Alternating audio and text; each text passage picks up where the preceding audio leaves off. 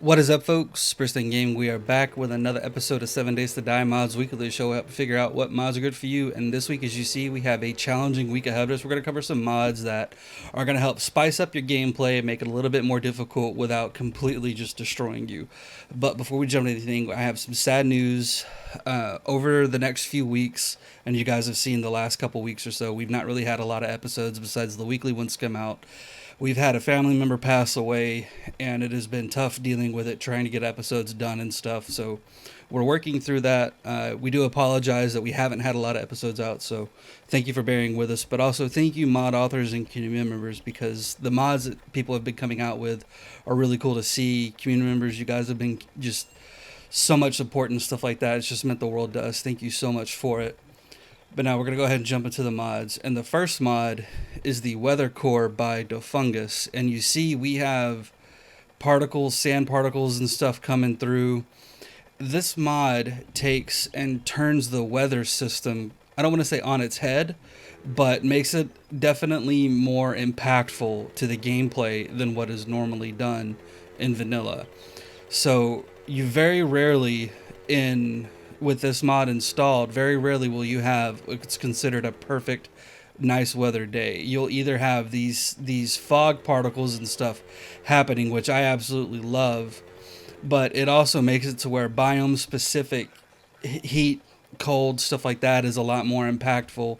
You also have to worry about rain a lot more. So now is like even in the forest biome, if I didn't have the newbie protection, it could be cold. If it's raining, the wind is going to be blowing, which is going to drop the temperature down, stuff like that. It really does a good job of making just the general weather and everything with the game feel a lot more impactful in terms of how you're going to handle just your general overall environment.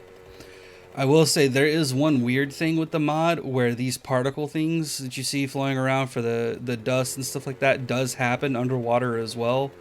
But I do like the fact that, you know, when you're just driving around like normal and stuff, you see the sand blowing in because, I mean, this is an apocalypse, right? It does fit thematically. But with that, we're going to go ahead and move over to the next mod. All right, folks. So this next mod is the Night Fog by Donovan. And if you combine this with the previous mod, it makes nights a lot more interesting. Now you see as we pan around, it's getting harder and harder to see the outskirts of stuff around us.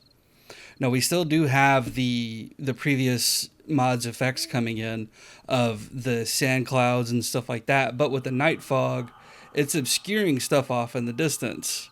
So it can make it a lot more challenging when you're out wandering around at night to try to find all the little zombies or anything like that, which especially early game before you have, you know, a burning shaft mod on a spear or a mini bike that you can have a light on, if you're just wandering around by yourself like this trying to find your way through, it does make it a lot more difficult to find hidden stuff, especially if we go ahead and we change the time to say day 2 super early in the morning. Now see, we can't see those zombies down there anymore. Now look at how dark it is. The night fog has gotten a lot worse. The darkness has gotten a whole lot worse. You see how dark it is? Yeah. This is why I like these mods. This is why I'm showing it off, because look, that point of light right there is all we have.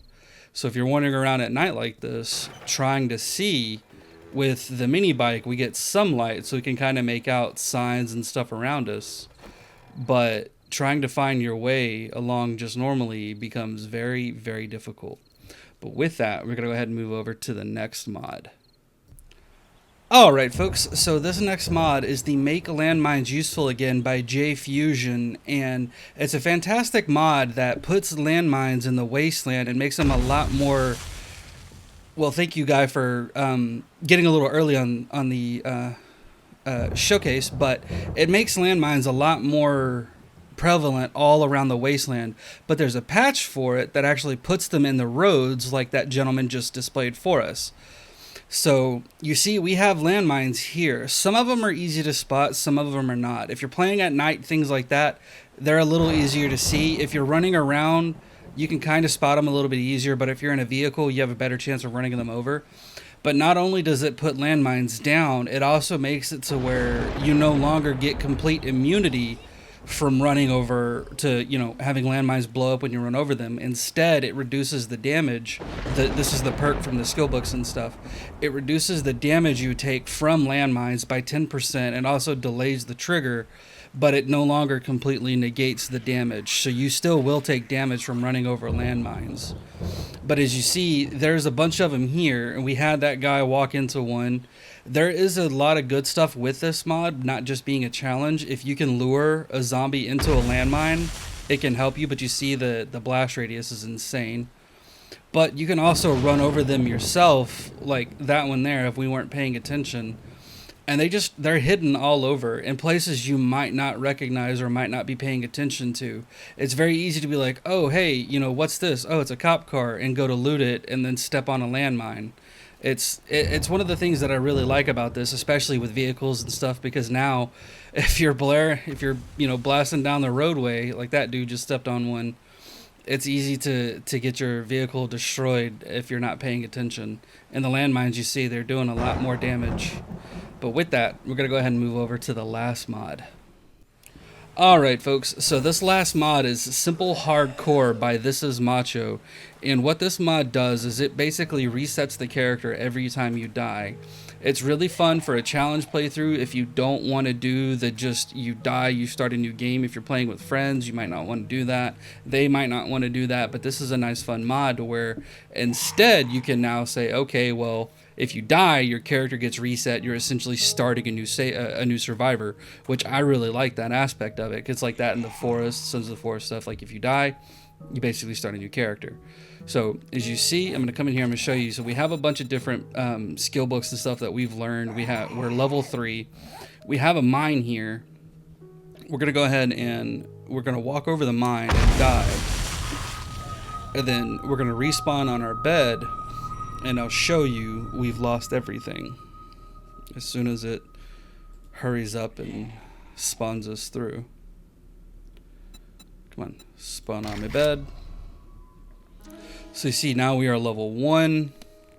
We come in here and we look. We no longer have the skill books that we had previously. Like I said, this is a good challenge mod for if you want that extra challenge of resetting your character when you die.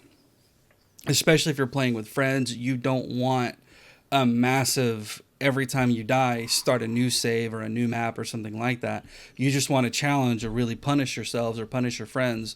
This is great for that because, you could have a ton of skill books learned and stuff like that. And then you get to a point where you die, you've essentially lost that character. You start a new one. Well, now you have to rebuild, but at least you could get your bag back and still have good weapons and stuff like that. It's just fun to see that this, is a nice way to reset a character. But if you've really enjoyed playing on a map with friends and stuff like that, you have a way to have a challenge without completely just stopping and deleting and starting a whole new map or anything like that. But with that, folks, we are done for the week. Thanks for sticking around. I hope you had fun. If you liked the episode, go ahead and like, subscribe, all that good stuff.